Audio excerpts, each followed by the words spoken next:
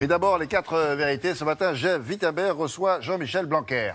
Effectivement, Jean-Michel Blanquer, le ministre de l'Éducation nationale, en pleine actualité. Nous avons beaucoup de questions à lui poser ce matin.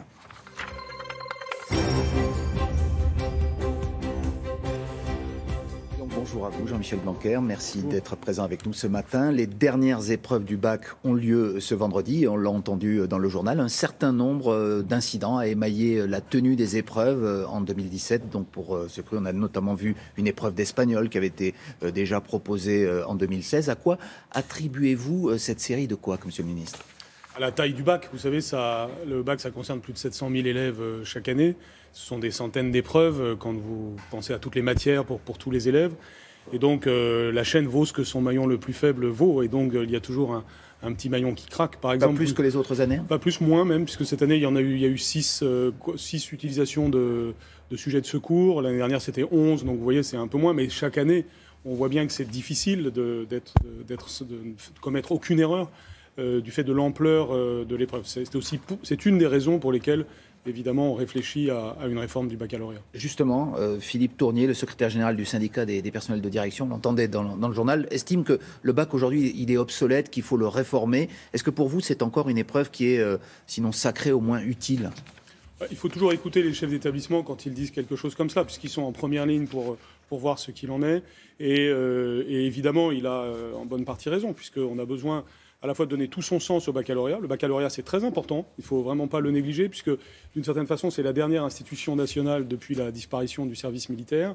Et en même temps, il faut lui donner. Et il sert à quelque chose, mais on doit lui redonner un sens. On doit lui faire vivre une sorte de nouveau souffle. Et ce nouveau souffle doit consister à peut-être le reconcentrer pour montrer de l'excellence des élèves dans les domaines qu'ils se choisissent. Et puis en même temps, montrer qu'il est finalement la voie d'accès à l'enseignement supérieur, ce qui est normalement sa définition initiale. Et donc qu'il ait un sens pour les études supérieures que l'on fait ensuite et qu'il prépare aux études supérieures. Parce qu'un des grands drames de notre pays, c'est l'échec dans les premières années de l'enseignement supérieur. Il faut donc, dès la seconde, et en réalité même avant, avoir un chemin plus continu, le bac étant une étape dans ce chemin continu. Alors, dans l'enseignement, on va aller d'un bout de la chaîne à un autre et on va parler du cours préparatoire, du CP. On sait que c'est le gros chantier que vous a confié en quelque sorte Emmanuel Macron, puisqu'il l'avait dit dans sa campagne présidentielle. Il souhaite réformer le CP avec notamment le dédoublement des classes pour aboutir à 12 élèves maximum par classe de CP. Et cela va être mis en place dès la rentrée prochaine dans 2500 classes dans les zones dites REP+, les quartiers les plus populaires. Mais comment allez-vous faire pour mettre cela en place en 2 mois ? Nous avons commencé à le faire, nous sommes prêts. Nous avons travaillé beaucoup depuis 1 mois pour cela. Et vous avez raison de dire, c'est le premier des chantiers. Le premier des chantiers, c'est l'école primaire, en général. Parce que c'est pendant les premières années de la vie que beaucoup de choses se jouent. La question du langage en particulier. Nous savons que, par exemple, à l'école maternelle, les enfants arrivent dans cette école avec des différences de vocabulaire liées à leurs circonstances familiales. Donc nous travaillerons énormément au cours des prochaines années sur cette question de l'école maternelle comme école du langage, et puis le CP et le CE1 pour l'entrée dans les compétences fondamentales qui sont essentielles. Ce sont les objectifs fondamentaux, mais je vous parlais plus du point de vue logistique, tout simplement. Comment allez-vous trouver 2500 enseignants d'ici la rentrée, suffisamment de locaux pour dédoubler, encore une fois, 2500 classes de CP dans toute la France, ce qui paraît énorme? Bien, nous sommes en train d'y arriver, tout simplement, parce que nous avons mobilisé toute l'éducation nationale. Hier encore, je rencontrais les inspecteurs pour cela. Et donc, même si l'objectif ne sera peut-être pas atteint à 100% pour la rentrée, mais sans doute à 70 ou 80%, nous avons fait ce qu'il fallait pour que, partout où c'était possible, on puisse soit utiliser un local qui existait déjà, une classe libre, soit la créer en lien avec les communes, puisque c'est une compétence des communes. Mais ce que j'ai constaté, en parlant avec beaucoup de maires, c'est que les maires des communes, les maires des communes avaient envie d'aller vers ça, parce qu'ils savent bien que c'est pour l'intérêt des élèves. Et les enseignants eux-mêmes, sont-ils prêts? Bien sûr, les enseignants demandent ce type de mesures depuis longtemps. On voit bien que, bien entendu, il peut y avoir des difficultés logistiques, il peut y avoir un certain nombre de problèmes concrets, mais tout le monde voit bien qu'en faisant cela, on s'attaque à la racine de grands problèmes que nous avons en matière d'inégalité en France, puisqu'on s'attaque à ce qui se passe pendant les premières années et aux compétences fondamentales des élèves les plus défavorisés. Et parmi les savoirs fondamentaux que vous voulez réapprendre aux plus jeunes, il y a lire, écrire, compter, et vous dites respecter autrui. Pour vous, c'est le savoir qui est le plus atteint aujourd'hui? C'est le 4e pilier. Il faut savoir lire, écrire, compter. Si on ne sait pas cela, le reste ne peut pas venir. Et puis, respecter autrui, ça va ensemble aussi. Si vous avez plus de vocabulaire, vous respectez plus autrui, vous utilisez utiliser votre langage plutôt que vos points. Mais parce que c'est ce qui est le plus dégradé selon vous aujourd'hui ? Chacun voit bien que la société française a besoin de redevenir une société de confiance, une société où on se parle, où on se respecte. Et les enfants peuvent apprendre ça en famille, bien sûr, et à l'école. Et l'école doit contribuer à tout simplement développer ce sens moral qui commence par respecter autrui. Alors un autre grand chantier, Monsieur Blanquer, c'est le collège. Vous souhaitez adapter la réforme du collège mise en place par votre devancière, Madame Vallaud-Belkacem. Cela veut dire quoi ? Par exemple, sur les classes bilingues que vous souhaitez réintroduire dès la rentrée, est-ce que là encore, les collèges seront prêts ? Est-ce que tout le monde pourra être servi ?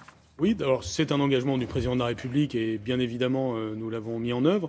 Comme vous le voyez, on a beaucoup travaillé depuis un mois et donc oui, les classes bilingues sont rétablies. Il pourrait y avoir une ou deux exceptions, mais nous avons vraiment prêté une attention à chaque cas. Et normalement, elles sont rétablies partout.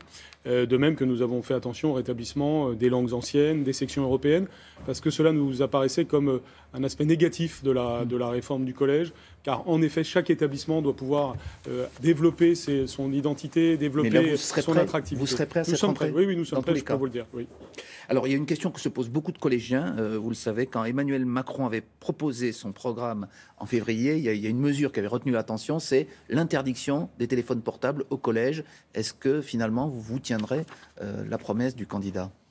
Et à quelle échéance ? Alors évidemment, il y a un grand fondement à cette affirmation. Les professeurs en témoignent souvent, c'est-à-dire que le téléphone portable peut nuire à la concentration, nuire à beaucoup de choses. Parfois, il peut être un outil pédagogique, il faut aussi s'en rendre compte, mais il y a un problème et il faut donc le regarder en face comme à chaque fois. Et il faut l'interdire, comme l'avait dit Emmanuel Macron. On doit prendre des mesures pratiques. Vous voyez, par exemple, en Conseil des ministres, avant d'entrer en Conseil des ministres, il y a un casier, on met son téléphone portable et ensuite on rentre en Conseil des ministres, de sorte que l'on n'est pas interrompu. Ce qui est possible en Conseil des ministres doit être possible en classe. Il faut évidemment y travailler d'un point de vue assez pratique. Et donc, nous allons évidemment Mais c'est votre objectif, en tout cas, qui sera tenu. Vous savez, tout ce qui a été dit doit être accompli. Ça fait partie des choses auxquelles nous sommes attachés. Alors, vous m'avez fourni ma transition. Vous avez parlé du Conseil des ministres. Vous êtes, on peut le dire maintenant, un ancien du gouvernement, puisque vous n'avez pas fait partie du remaniement. Vous êtes là depuis le premier jour. Comment était l'ambiance hier avec 11 nouveaux visages de ce gouvernement qui, finalement, ne compte plus tellement de poids lourds politiques ? On dit que c'est un gouvernement de techniciens, entre guillemets, ce qui est un peu péjoratif, d'experts. Vous êtes d'accord avec cette définition ?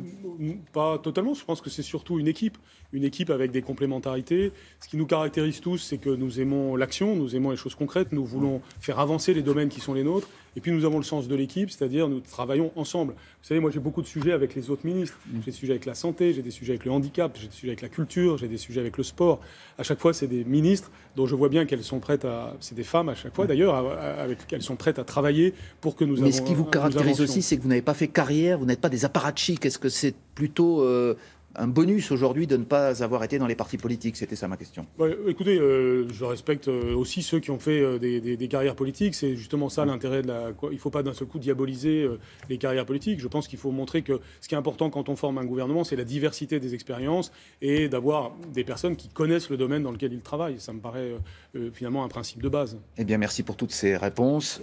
Je précise que le ministère de l'Éducation nationale, vous êtes là depuis un mois, mais vous faites déjà un cadeau à certains élèves en classe de CM2. On va le voir à l'écran. 150 000 élèves, je crois, vont recevoir les Fables de La Fontaine pour travailler quand même un petit peu encore pendant l'été, mais de façon ludique, c'est ça? Oui, et puis c'est surtout une incitation à la lecture. Vous savez, on veut, justement, avec la ministre de la Culture, on veut travailler beaucoup à la question du livre. La lecture, c'est fondamental, donc on va promouvoir la lecture. Ça, c'est un premier pas, mais il y aura d'autres choses que nous ferons pour promouvoir le livre. C'est très important. Et puis, deuxièmement, la musique, par exemple. On en a beaucoup parlé au moment de la fête de la musique. Et vous le savez, on fera la rentrée en musique. Bon. Vous nous en parlerez la prochaine fois que vous viendrez dans cette émission. Merci beaucoup, Monsieur Jean-Michel Blanquer. C'est à vous, William, et très bonne journée. Merci, messieurs.